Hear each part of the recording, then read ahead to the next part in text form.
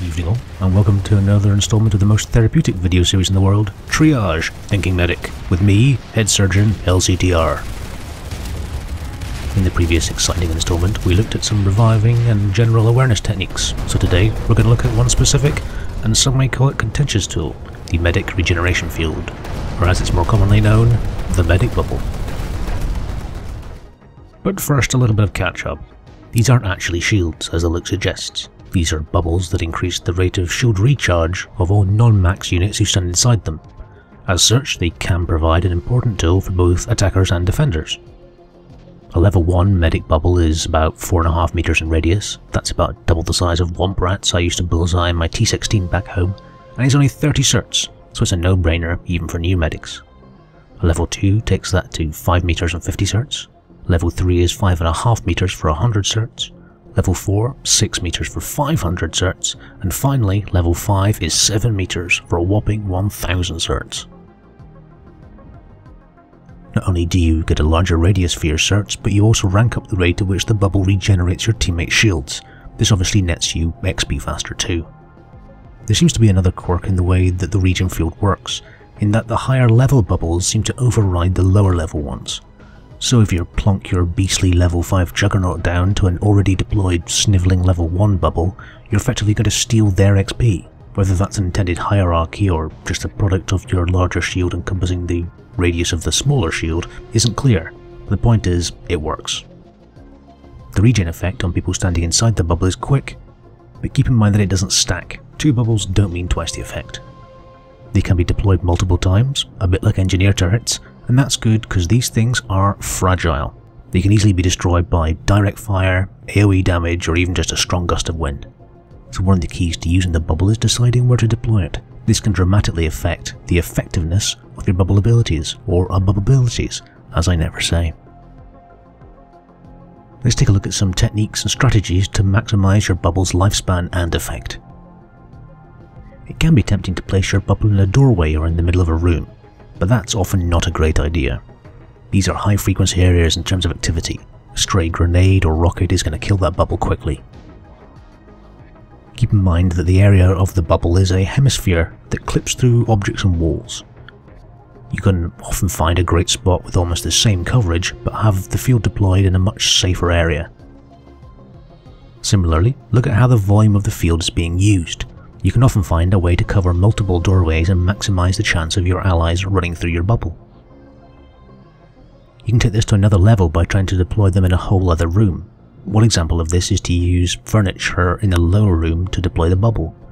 The hemisphere area will intersect the floor of the room or the roof above, and suddenly you have a bubble that can't easily be destroyed by aircraft or tank fire outside.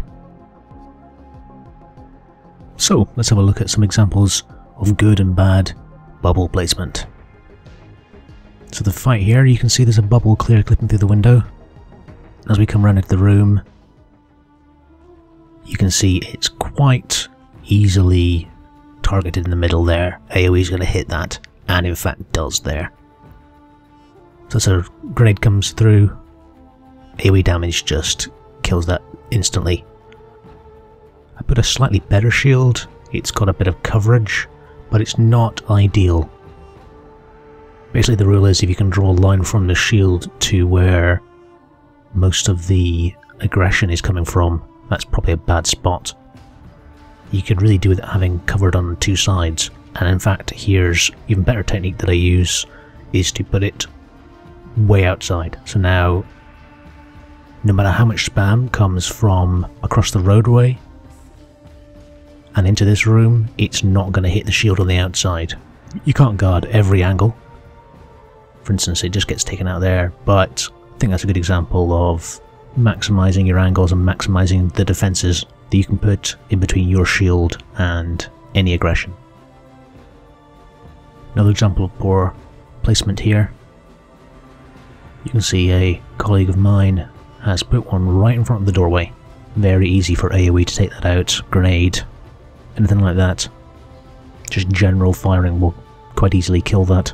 And as you can see, a lasher, just AoE from a lasher there, takes it out. Not a great place for a field to be. This here is an example of being tactically aware in terms of what happens to a bubble when you deploy it. So we're pushing inside, but you might not want to alert the enemy quite that you're coming in, so I'm mindful of the size of the bubble this is creating. So rather than putting it right up against the wall and have it clip all the way through, I'm putting it further out so that it's helping people who are pushing in, but it isn't clipping all the way through the wall. This isn't an easy marker for people inside the base to see that we're pushing in from that particular doorway.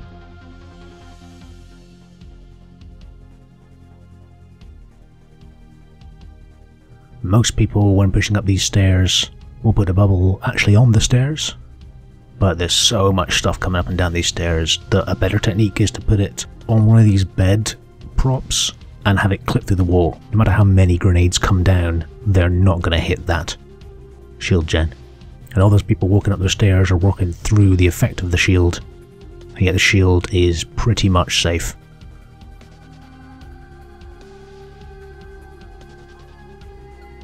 Let's have a look at another tactically aware placement. You can see my colleague on TR again, not a good place for a shield that.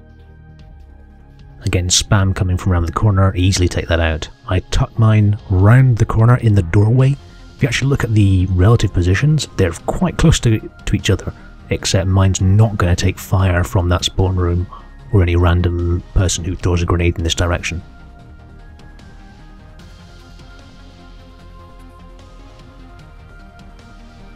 Earlier I mentioned the medic bubble was contentious, and let's look at why. Because some people really don't like the regeneration field. I've seen complaints about the effectiveness of the bubble, and to some degree I have sympathy with that viewpoint. The top tier bubble should perhaps be tuned to have a bit more hit of shield regen or perhaps some other benefit. An option might be to have a non-intersecting version that doesn't go through walls or other objects. That would limit the manner in which it could be used, but that actually leads me to one of the main bubble complaints: visual effect. There's no doubting that regen fields have quite a visual impact, especially when used in numbers. Some players, and indeed whole outfits, dislike and don't use the medic bubble and object to other people using it. If you look at the footage on screen at the moment, you'd have to argue that they have a point. The clutter and general busyness is increased vastly, and that's even before you address the fact that the level of glow can almost be overwhelming at higher graphic settings. Complaints aren't simply about aesthetics or visual clutter making things more difficult though. They also make the point that there are times when deploying a bubble can work like a giant beacon for the enemy. Wonder what tower we're in? Well, it's the one with the glowing sphere on it. Similarly, if you're hiding in a building waiting to rush a control point and someone deploys a bubble that clips through the wall outside, that's a very strong visual clue to the enemy that people are currently occupying that building. You'd have to say it's hard to argue with that point as well. If you look at the bubble from a distance, you can actually see that the glowing effect doesn't scale as you might expect. If anything, the percentage of glow covering the bubble's surface actually increases the further away you are, and overhead Liberator or ESF can easily pick these out as handy targets, and that's before we even start talking about how much more strident they are during the night. With that said though, the beacon of light effect does have some other more positive side effects. It can be used to some extent like a tool for helping herd random or new players around. If you run up to some rocks, thump a beacon down, it provides novice players with some security that means of healing is nearby, and that other players are there already. So let's talk about some improvements that I'd like to see. I've already mentioned about the possibility of non-clipping versions of the bubble, though I freely admit that will probably hit performance problems. But for this current version of the regen field, my number one improvement that I'd like to see would be to change the deployment mechanics. We currently have an NG turret style deployment system. You need a free space with no obstructions before you get the green for go to drop your regen field. The problem is that one of the obstructions that counts against the bubble is other players. And the most effective, and let's just say it, profitable places that you can deploy a bubble is in a busy part of a base. I've lost count of the number of times I've been trying to deploy a bubble but get killed by a random event just because I'm staring at the floor looking for some space. With people clipping through each other, it can be a frustrating chore. It's not great player experience. My request is to change the current deployment mechanic to either no longer respect player entities that block field deployment, or change the mechanic to be similar to the new ammo pack system. I'm not suggesting that medics can throw the bubble generator a similar distance, but some tuned version of that system would be great. So finally, we come to a subjective assessment of whether or not I'm going to decide to include a regen field in my loadout. For many people chasing directives, it'll be an important step towards your all-important glowing armour. But to be honest, as a medic who generally carries C4 over health packs, I'm inclined to favour AoE nano regen device for better survivability. For squads and platoons, the waters are slightly muddier. If you have a number of medics available, then asking just one to swap to a bubble seems like a decent decision, as long as they make informed and intelligent decisions about where they're going to place it. On the side of a hill next to a cluster of allies is just asking for trouble. For cert farmers, I say go for it. A well-placed bubble in a biolab fight is a great way to boost your score per hour and earn those shielding ribbons. But overall, for all the strengths of the Medic Regeneration Field, I find it difficult to honestly recommend it for general use. It needs different or more focused abilities to make it a difficult choice between that or the trusty AoE heal. Thank you very much for watching this episode of Triage Thinking Medic. I hope you enjoyed it. If you like this sort of video, why not consider hitting that subscribe button so you don't miss any future nuggets of prime content. If you have any comments or questions, or even if you have the audacity to actually disagree with my infallible opinions, then why not leave a comment below. To everyone else, I ask if you could leave some sort of feedback to let me know I'm on the right course. Thank you. And thanks again for watching. I'll see you next time. Take care.